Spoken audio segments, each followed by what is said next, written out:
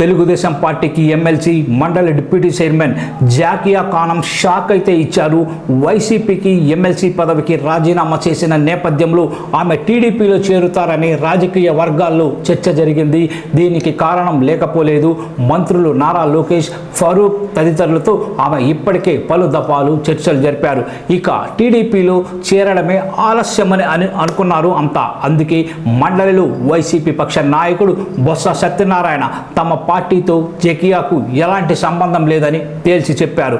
ఈ నేపథ్యంలో నేడు AP BJP chief Daggubati Purandeswari సమక్షంలో బీజేపీ కండువాను జకియా కప్పుకోవడం గమనార్హం.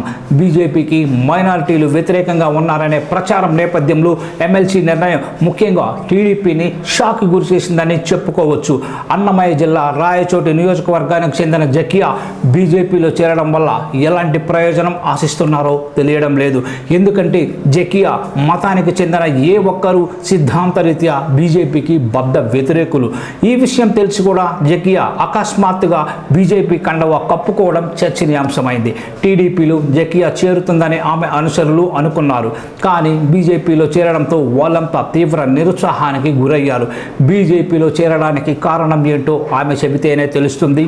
మరోవైపు తనతో సంప్రదింపులు జరిపి బీజేపీ గూటికి జకియా చేరడంపై టీడీపీ అసంతృప్తిగా ఉన్నట్లు తెలుస్తోంది.